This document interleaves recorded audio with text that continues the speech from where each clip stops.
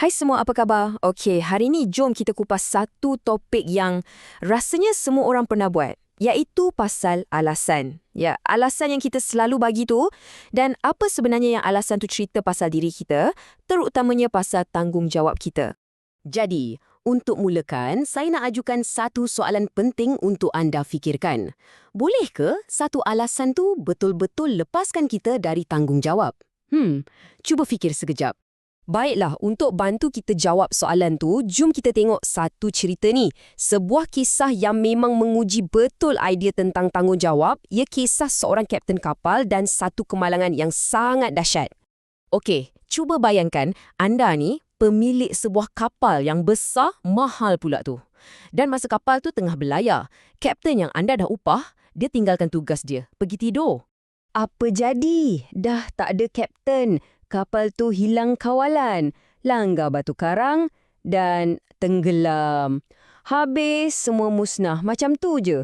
Rugi besar. Jadi, bila pihak berkuasa datang siasat, apa agaknya jawapan kapten tu? Dia cakap simple je tapi memang terkejut bila kita dengar. Dia kata, saya tak buat apa-apa pun, saya tidur je masa tu. Sekarang, cuba anda jadi hakim dalam kes ni. Adakah kapten tu tak bersalah? Alasan saya cuma tidur, boleh diterima ke? Apa kata anda? Okey, simpan dulu jawapan tu. Sekarang kita beralih ke kes kedua. Kisah ni nampak macam lain, tapi cuba kita tengok kalau ada kaitan nanti. Ceritanya macam ni. Ada seorang lelaki ni, nama dia Tashkin. Dia pergi pecahkan tingkap rumah seorang lagi lelaki, nama dia Temel. Jelas-jelas salah kan?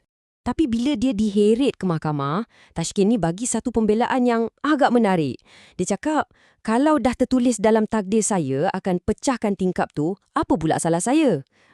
Dia salahkan takdir pula. Sekali lagi, anda jadi hakim. Apa keputusan yang patut dibuat?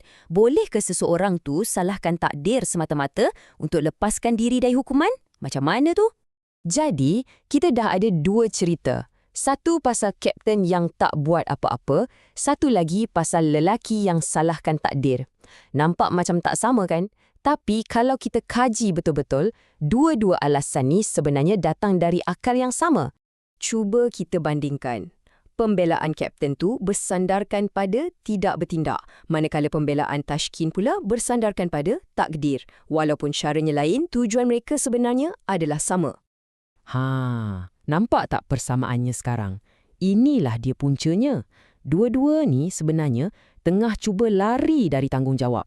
Tak kisahlah guna alasan, saya tak buat apa-apa ataupun salahkan kuasa yang lebih besar macam takdir, matlamatnya sama je. Nak elak dari akibat pilihan atau tugas yang sepatutnya mereka jalankan.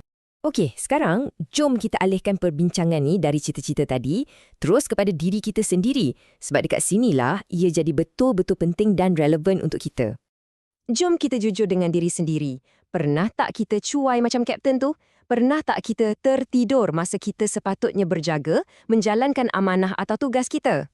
Fikirkan betul-betul. Apa agaknya perkara yang kita abaikan dalam hidup kita?